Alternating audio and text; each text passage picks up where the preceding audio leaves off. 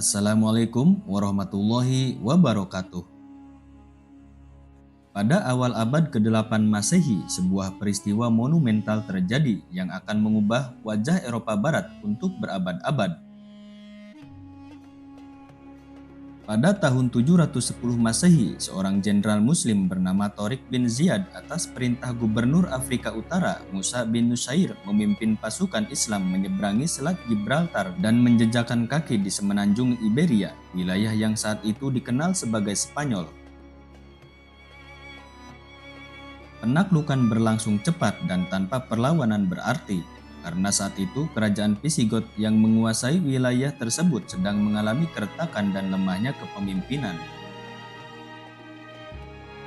Dalam waktu singkat, kota-kota besar seperti Toledo, Sevilla, dan Merida jatuh ke tangan Muslim. Wilayah ini kemudian dinamakan Andalusia dan menjadi bagian dari kekhalifahan Islam.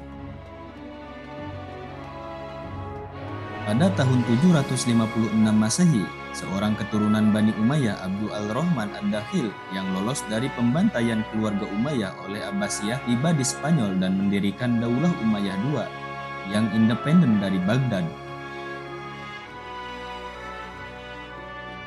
Di bawah kepemimpinannya dan para penguasa setelahnya, Andalusia berubah menjadi pusat peradaban dunia. Cordoba, ibu kota Andalusia Islam, tumbuh menjadi kota paling maju di Eropa. Di masa puncaknya, Cordoba memiliki lebih dari 70 perpustakaan, 300 tempat pemandian umum, jalan-jalan beraspal yang diterangi lampu, serta pasar-pasar yang ramai siang dan malam. Bahkan raja-raja Eropa mengirim utusan ke Cordoba untuk belajar sistem pemerintahan, sains, dan budaya Islam. Islam di Andalusia tidak hanya unggul dalam aspek militer atau politik, tapi juga menjadi mercusuar ilmu pengetahuan. Di sanalah lahir para ilmuwan dan pemikir besar seperti Ibnu Rushdi atau Averroes yang mendalami filsafat Aristoteles dan menjadi jembatan keilmuan antara dunia Islam dan Barat. Ibnu Bajjah, Ibnu Tufail, dan Ibnu Khaldun memperkaya dunia dengan pemikiran filsafat, sosiologi, dan teori sejarah.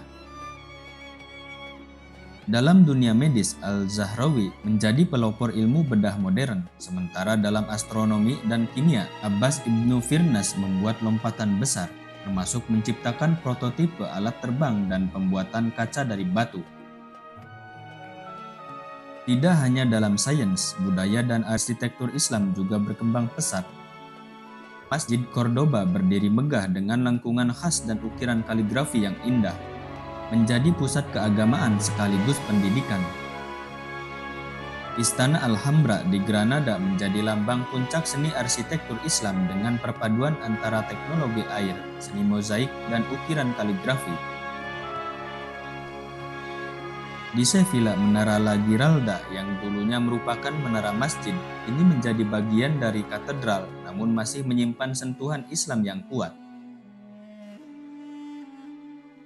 Di Toledo, umat Islam, Yahudi, dan Kristen hidup berdampingan dalam harmoni yang disebut La Convivencia, menciptakan masyarakat multiagama yang damai dan maju.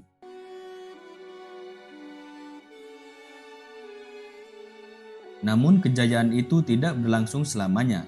Seiring melemahnya kekuasaan pusat dan bangkitnya kerajaan-kerajaan Kristen di utara, Andalusia mulai mengalami kemunduran.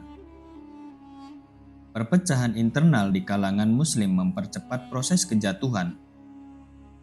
Satu persatu wilayah Andalusia jatuh ke tangan pasukan Reconquista. Pada tahun 1492, Granada, benteng terakhir Islam di Spanyol, jatuh ke tangan Raja Ferdinand dan Ratu Isabella. Dengan runtuhnya Granada berakhir pula masa kejayaan Islam di Spanyol.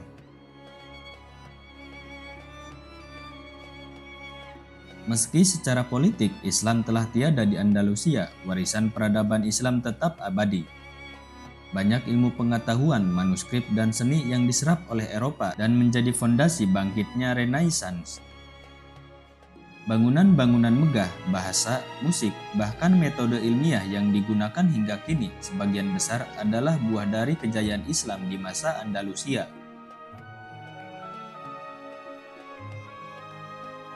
Sejarah ini bukan hanya menjadi kebanggaan umat Islam, tapi juga warisan umat manusia yang harus dijaga dan dipelajari.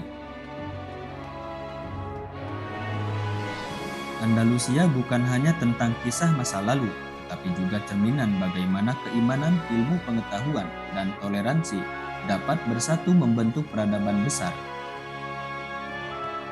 Inilah pelajaran berharga bagi kita semua untuk terus mencintai ilmu, menghargai perbedaan, dan menjaga warisan luhur umat terdahulu. Terima kasih. Wassalamualaikum warahmatullahi wabarakatuh.